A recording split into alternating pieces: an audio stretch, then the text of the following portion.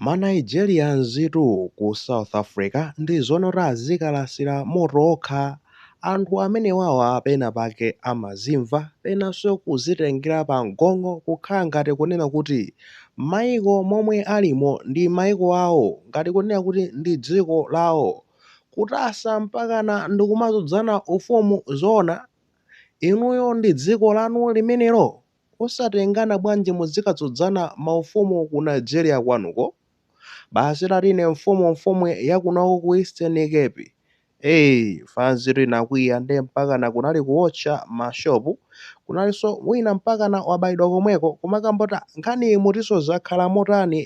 N'chifukwa tifuna tifotokoze bwinobwino kunena kuti ku South Africa mu mzinda wa Eastern Cape ukutu ndiye kuti ndi ku Gompo malo dera mu mzindamo nde dera lake lenenilo ku Gompo kumenenso kunkatchedwa kunena kuti no East London kalero. Kumenekutu akutitu kunali nde kuti zochitika. Basitu mayibo kagulu kachikhali kamtundu wa chiyibo kaku Nigeria uku, basitu ndikupanga kuti no mwambo wawo kumeneko. Iyayi tisankhe mfumu yathu kunoku yomwe idziyang'anirefe mayibo ndipo ikhalanso mfumu nde kuti yakuti ku dera la kunoku la East London. Ndeto basi tikukhala basi ndikusankha akuti Chief Solomon Obona Eziko, amene yutu ndi pamene apezeka kuti amudzodzano kuti akhale mfumu, akuti igwe ndipo na East London. Pa chiyankhulo chawo chotu ndiye kuti kusabwera kutanthauzira kuti iyitu ndi mfumu ya mayibo ku East London. Ndikuyipatsa moto kumalijambula mavidiyo mpaka umakamba zoti yayi iyi ndi mfumu notsopano ya Eastern Cape. Edi mpaka nomafika pamene yayi mfumu ya East London, basi mfumu yakunoko ya ku Eastern Cape. Kuyipatsa moto to kumeneko nkumabwera pene pacho. Inu mukadzodzane maufumu kuno kwanu, zutanthauza ndikuti East London yono tsopano ku Eastern Cape iko mfumu yake ndi amene iwe ndani akupatsani mphamvu zimenezozo. Kunokutu mulibe mphamvu zonena kuti mungamatenga madera ena ake ndikumadzodzana kuti kwene kuli mfumu. Mwazitenga kuti inu anthu obwera inu enanunso ndikuti kume kuchanga check ma passport anu anapanga expire kalekale, zilolezo zokhalira mdziko muno mulibe, nde muzidzodzananso maufumu kuno mwatasa kwambiri. Fanziru inakwiya kwambiri pamenepo ndekuti South Africa tiye nawo ndekunali nokuphopotsana kumeneko awotchako mashopu angapo panaitu ndekuti pa 30 March pamenepo fanzi nakamenya mademo.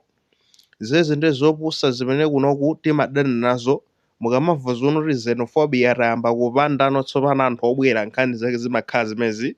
tiye nawo. Basi nde mpakana kuti no ali mkati momatcha momwe mufana lemba zikalata zawo mafumu akumenekoko achikhalidwe chakumeneko kuzaphatikizana ndati ndi anthu omenyera maufulu ma activist fanzina basi ndera limene la Eastern Cape kunyamulana nde kuti basi zikalata zawo tikupita nde kuti kwachani kwa meya tikachisiye kunoti yayi izizi mukuzilolera tsopano tikayamba kupanda anthu awa musakhale pasi nkumatidano kuti ndife anthu oyipa ife kuti mukungoziyang'anira zezi ndi zipeto kukana chani. Basi kenakono ndi amene kumabwerano awawa tsopano amtundu wa chiyibo wanoti yayi ifetu sizoti tikutanthauza zonena kuti munthu amene iyi ndi mfumu ya dera iyayi, imene iyi ndi chairman, ndi mfumu yathu feyo mayibo osati mfumu ya dera lonseli, ndi ife kwa mayibo tokhafe basi. Ndi mfumu yathu ndekuti tikakhala ndi milandu adzipanga sovu ndiyeyo pamene papa tikakhatala kuirana kunoko. Munaena kungozitenga ngati mwina mwake mene akhala ngati chairman wakagulu, kandi kagulu ka anthu obwera oti amakhala kumeneko basi no atolera pamodzi ndi chairman wawo tamusankha ameneyo. Sizoti ndi mfumu chani imene lomvetsetsa. Nde inuyo ngati mmanena kuti uyu si mfumu ndi chifukwa chani nommakayifalitsa kumanena kuti yayi ameneyi nde kuti no mfumu ya mayibo ku London, Eastern London, mfumu ya mayibo ku Eastern Cape konse kuno mfumu. Chifukwa chani mayipatsa moto choncho osamakatchula kuti chairman bwanji. Kuzitengera pa mgongo kwambiri mayibo amene amazitengera pa mgongo kwina kulikonse amafuna azitamika, and this is the result. koma fanzi yakwiya kwambiri chifukwa chonena kuti chani tikatengatu ndekuti malamulo a dziko la South Africa ndekuti tikupita makamaka pa Act of 2019 imeneyo imakamba zonena kuti ndi zosavomerezeka kudzodza mfumu mu dziko la South Africa yakunena kuti the Traditional and Khoisan Leadership Act imakamba choncho kuti president yekha wa dziko la South Africa ndi amene ali ni mphamvu zonena kuti angathende kuti kuvomereza kuti uyu ni mfumu ya dziko lino mudera lakuti osati no basi munthu kungokudzuka liroli basi iyayi tasankha fumu akuti ayi mfumu iru sizoti ndekuti ino ikutengadi malo kuti malo kapena chani iyayi ndi amayiboka iyayi inuyo mwazitenga kuti mphamvu zimenezo dziko silanu ilo osapita kumakapanga zimenezo ku dziko lanu bwanji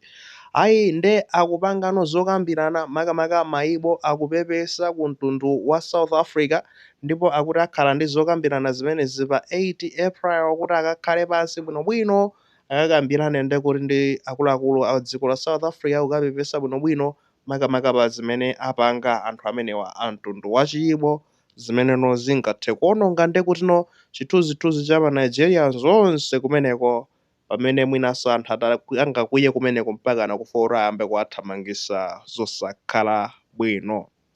Anyways, what can we say? Nkhani ndayibweretsa pa zifukwa zonena chonchi mayibo amene wawa kunoku ku Malawi tili nawo